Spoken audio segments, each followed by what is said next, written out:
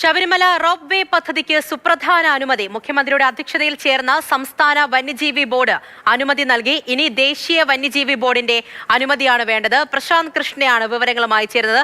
പ്രശാന്ത്, സുപ്രധാന തീരുമാനമാണ്. സംസ്ഥാനം അനുമതി നൽകിയിരിക്കുന്നു. മുഖ്യമന്ത്രിയുടെ അധ്യക്ഷതയിൽ ചേർന്ന സംസ്ഥാന വന്യജീവി ബോർഡ് അനുമതി നൽകിയിരിക്കുന്നു. ഇനി മുന്നിലേക്കുള്ള നടപടികൾ അതെങ്ങനെയായിരിക്കും?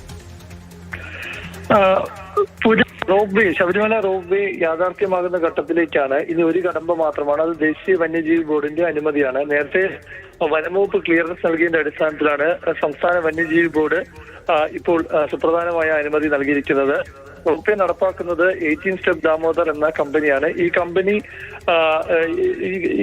ഈ പദ്ധതി നടപ്പാക്കുന്നതിനായി 4.5 ഹെക്ടർ വനഭൂമിക്ക് പകരം റവന്യൂ ഭൂമി നവംബർ മാസത്തിൽ സർക്കാർ അനുവദിച്ചിരുന്നു. ആകെ റോപ്പ് വേയുടെ നീളം 2.7 കിലോമീറ്റർ ആണ്. അത് പമ്പ ഹിൽ ടോപ്പ് മുതൽ സന്നിധാനം വരെയാണ്. 5 ടവറുകൾ. റോപ്പ് വേയിൽ ഒരേ സമയം 60 കേബിൾ കാറുകൾ പോകും. പ്രധാനമായും ചരക്ക് നീക്കത്തിനാണ്. അതായത് ട്രാക്ടറുകൾ ശബരിമലയിൽ നിന്ന് ഒഴിവാക്കുക, ഒപ്പം തന്നെ ആംബുലൻസ് സർവീസിനോട് ഉപയോഗിക്കുക എന്നതാണ്. നിലവിൽ ഈ അന്തിമ അനുമതി കിട്ടിക്കഴിഞ്ഞാൽ 2 വർഷത്തിനകം തന്നെ പണി പൂർത്തിയാക്കി ശബരിമല റോപ്പ് വേ യാഥാർത്ഥ്യമാകും എന്നാണ് 18 സ്റ്റെപ്പ് ദാമോദർ കമ്പനി നേരത്തെ തന്നെ വ്യക്തമാക്കിയിട്ടുള്ളത്. 250 കോടി രൂപയാണ് പദ്ധതി ചെലവ്.